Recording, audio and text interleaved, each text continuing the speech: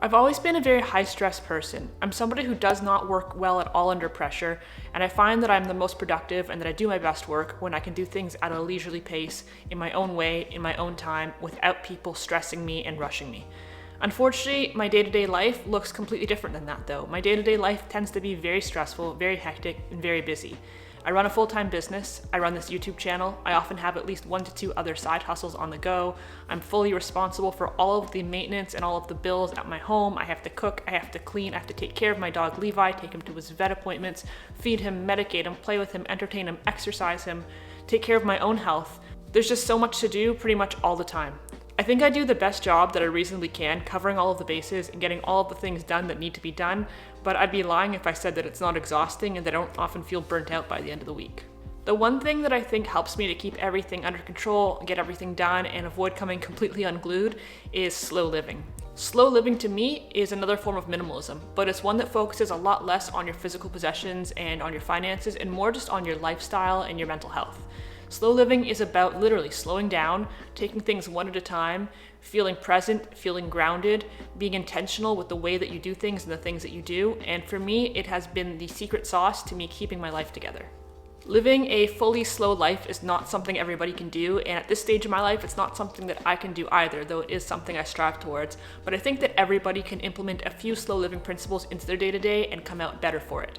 So in this video, I want to share with you guys some tips that I implement in my day-to-day life as much as physically possible to live a slow, peaceful life and to try to reduce stress and live more present, live more intentionally, and live happier and healthier. The very first thing you're going to have to ask yourself when you first get into slow living is, what do you actually care about? What is actually important to you? If you don't know where your priorities lay, you're not going to know what things you can actually eliminate from your life. You're not going to know what is worth your time and attention and what is not. Everybody will have different answers, but it could be anything from your own personal health to your friends and family. It could be a goal that you're working towards. But identify it and think about it and allow yourself to become a little bit obsessed with it, in a healthy way at least. If you have a firm grasp on your personal priorities, it becomes much easier to say no to things that don't align with them. Something else that I think is a really important part of living a slow, peaceful lifestyle is to declutter and organize, both your home and your brain. I personally have always found that I get really stressed out and really anxious when my home is messy and cluttered because I feel like there's always something more that I have to do, and it makes me very inclined to lose focus on the things that I actually want to be able to focus on. But that goes for your mental health as well. Think about your day-to-day life, the routines you follow, the tasks you complete, the people you interact with, and ask yourself which of those things are actually important and which are not. Ask yourself which of those things leave you feeling fulfilled and which leave you feeling drained. And ask yourself if you can eliminate the things that are less important so you can focus more on the things that are important. Maybe that means just stopping certain activities, maybe that means outsourcing certain tasks to other people, but by removing the excess, you can really focus all your energy on the things you want to be focusing on to get you the best results and leave you feeling the most satisfied. And in your home, look around you. Get rid of the stuff you don't need. Go through the drawers, go through the closets. Clear off your kitchen counters, vacuum your floors. Give yourself the opportunity to wake up tomorrow morning in a home that you actually feel happy to be in. If you've never decluttered before, or even if you haven't done it in a while, you might be shocked when you realize how much stuff you've accumulated that doesn't actually add any value to your life and in fact just bogs you down, gives you one more thing to worry about, one more piece of junk to look at. Just simplify. I think that's the underlying theme here, is to simplify. Something that I think can really help you to achieve that simplification is to ask yourself if the life that you're currently living is in alignment with the person you actually want to be. I think most of us have what is known as a fantasy self, basically the person that you want to be, the person you aspire to be on your best day, or the person that you want to be perceived as by the world. And there's a lot of talks about people killing off their fantasy self and getting over that ideal and just being who they are, which I don't think is a bad thing, but I don't think you necessarily have to kill off your fantasy self if your fantasy self is a person who is happier and healthier than you are, if it's somebody who lives a more well-rounded life, if it's a good image that you're trying to aspire to rather than just trying to keep up with everybody else, I think your fantasy self can be a good thing. But for a lot of us, the way that we live is not at all the way that we want to live. It's not at all in alignment with the person that we want to be. We do things that we know are self-sabotaging to us, whether it's to our health, to our happiness, to our finances. We set goals, and then the moment that we deviate at all from them, we just completely fall off the wagon. And I think that that's a really easy thing to do when you're rushing your way through life haphazardly, when you're living your life like a cyclone, just racing through one thing to the next thing to the next thing. But slow living really allows you to take a step back and gives you that space to make the decision that you want to make with intention, to decide if what you're doing is what you actually want to be doing, and to think through the decisions that you're making. Along with simplification, another really important theme is intentionality, along with being present. And so I think one of the most important ways to be intentional and to be present is to fully focus on one thing at a time. Our current society is productivity sick. Everything is always about trying to get the most results out of the shortest amount of time, trying to do the most at once, trying to multitask. And sure, there's a time and place where that's necessary, but I don't think that it's a healthy way to live your life overall. On the contrary, I think that fully committing yourself and fully focusing on one thing at a time can be a great way to help yourself to feel grounded and in turn to be more productive, because rather than feeling rushed and feeling like you're doing a half-assed job on everything, you allow yourself to fully do something properly and thoroughly into a way that actually is going to satisfy you.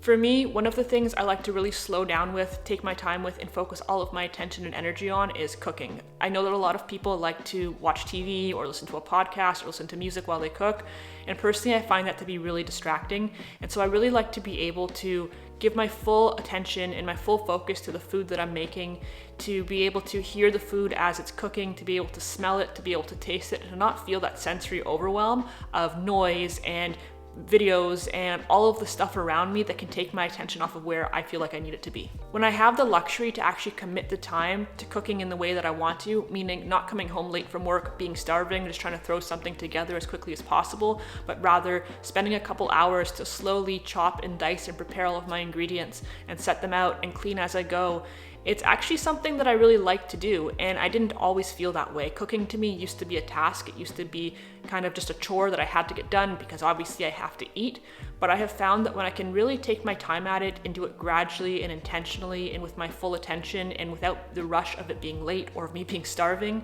it's something that I actually quite enjoy because it almost feels like a hobby. It almost feels like art, like I can make something with my hands, and I've always personally found a lot of fulfillment in that. And don't get me wrong, I love music more than anything in the world. I like listening to podcasts as well. And yeah, sometimes I like to watch TV shows, but I just find that I really like to be able to do things one thing at a time. When I watch TV shows, I want to give my full attention to whatever it is that I'm watching. If I'm listening to a podcast, I want to give my full attention to listening to that podcast. And when I'm cooking or I'm folding laundry or I'm cleaning my home, I like to be able to give my full attention to those tasks as well, so I can know that I'm doing them thoroughly and so that I feel a sense of relaxation rather than a sense of overwhelm. Similarly, another practice that helps me live a slow, peaceful life is not only to do one thing at a time, but to complete each task before I move on. I've always found that when I'm doing something that I don't particularly enjoy doing, it's very easy for me to get sidetracked and stop doing that thing and then start doing something entirely different. Like, I could be in the midst of cleaning up from dinner when I suddenly remember that I want to throw in a load of laundry. So I'll stop cleaning the kitchen to go deal with the laundry, and then I come back down and then something else distracts me, and then something else distracts me. And before you know it, everything is half done. My kitchen's still a mess, my laundry's in the washer but hasn't made it to the dryer, and nothing has been completed, and that's a really frustrating feeling for me. So by slowing down and being mindful and committing to finishing one task before moving on to the next, I can once again give my full attention to the task at hand, get it done efficiently, effectively, into a standard that I'm going to be happy with, and then systematically move on and do everything else that needs to be done. Best of all, once everything is done, I can fully relax and watch some YouTube videos or listen to music or read a book or hang out with my pup or do whatever it is that I want to be doing, and again, give my full attention to those things, knowing that I don't have anything else nagging in the back of my head that's half done. Something that I think is really important for everybody to do is to find your own thing, an activity, something that you can do that allows you to feel grounded, that you can be fully present with, that allows you to connect mentally, physically, emotionally, and just allows you to feel a sense of fulfillment and intentionality. This can be reading a book, it can be meditating, doing yoga, playing a sport. For me personally, it's taking my dog Levi for big long walks, and honestly, I do struggle to do this in the winter months because it gets really cold here and I'm pretty intolerant to the cold, and the gloom really bums me out, but in the summertime, we would be out there all day, every day if I could be. Once again, I don't bring my phone, I don't like to talk to people, I don't listen to podcasts or music. I just want to hear the birds chirping, I want to hear the sounds of the traffic, I want to smell the freshly cut grass, I want to feel the sunshine, and I just want to have some peace and quiet.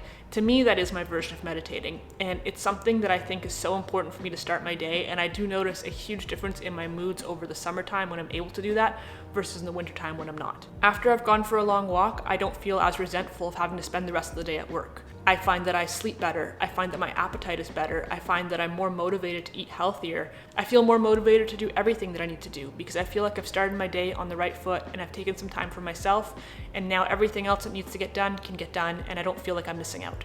The next tip might sound like a bit of a weird one because this is something that you don't think that you have to think about doing, but it is to breathe. Obviously, we're all breathing in a way that keeps us alive, but I think very few of us are breathing in a way that makes us feel alive.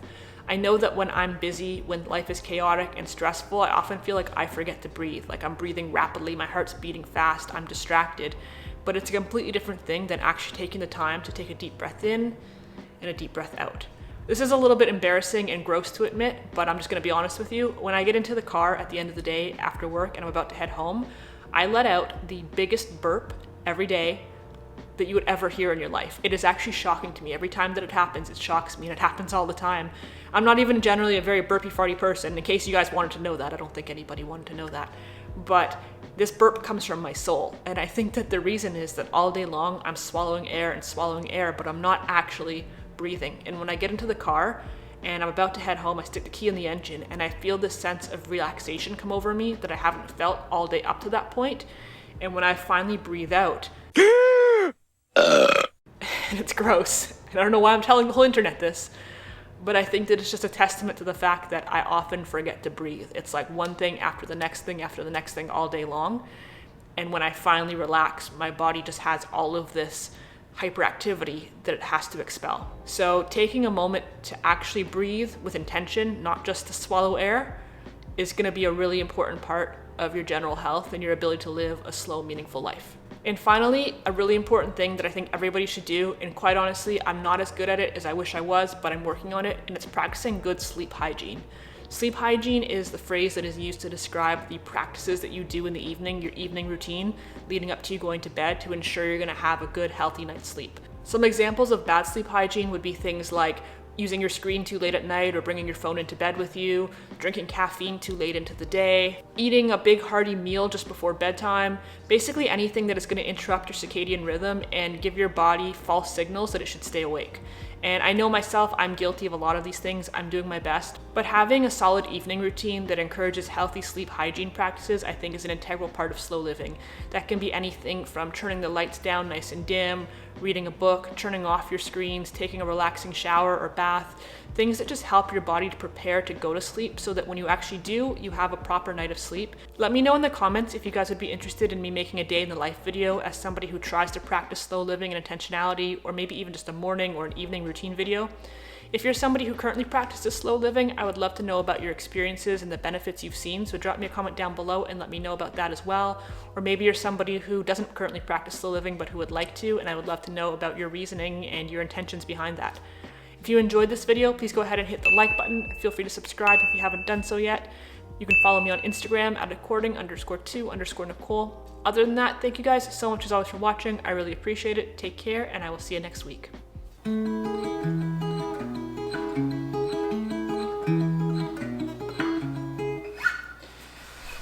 And that's about that time that bitch hung up on me.